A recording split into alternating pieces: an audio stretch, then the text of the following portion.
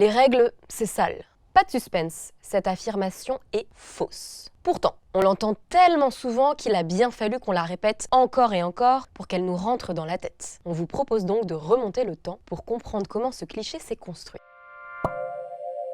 Parlons règles.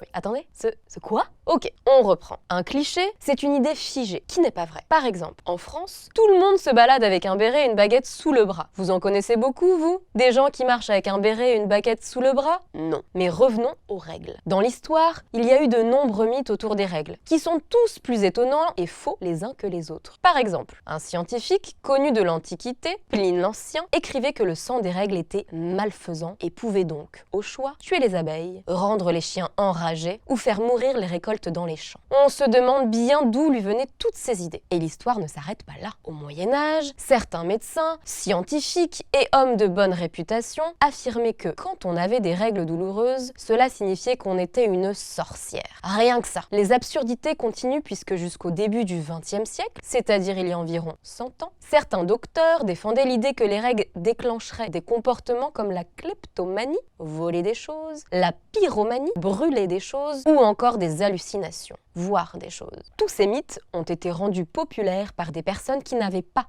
leurs règles et n'avaient aucun fondement scientifique à leur théorie. Aujourd'hui, on appellerait ça de la pseudoscience, c'est-à-dire quelque chose qui a l'air sérieux et bien organisé mais qui n'est pas exact. Ces histoires, c'était des croyances, des clichés. Et tous ces clichés, ça fait qu'aujourd'hui encore, on entend que les règles, c'est sale. Vous vous imaginez bien que tout ça, ça donne pas super confiance en soi quand on a ces règles. Et que nos arrière-grand-mères et leurs copines se sont plutôt dit « n'en parlons pas, ça ira mieux ». Du coup, on a créé des milliers de mots pour ne surtout pas en parler de façon claire. Zone rouge, alerte rouge, les ragnagnas, les ours, les coquelicots, etc. etc. Qu'est-ce qu'on peut être créatif quand on ne sait pas? Mais il y a de quoi s'y perdre. Et puis, tout ça n'aide toujours pas à comprendre ce que sont les règles, ni à se sentir plus à l'aise, bien au contraire. Ne pas dire les choses, c'est aussi une façon de les rendre invisibles et de laisser la place à toutes sortes de discours plus ou moins vrais. Par-dessus tout ça, et une fois que la pub a commencé à exister, elle en a encore ajouté une couche. Dans les pubs pour les produits périodiques, on ne voit presque jamais de rouge, toujours du bleu. Et le bleu dans la pub, c'est une couleur qui fait référence aux produits ménagers. Selon un certain nombre de pubs, les règles seraient donc une affaire de propreté et de saleté. Les règles, ça ne sent pas mauvais.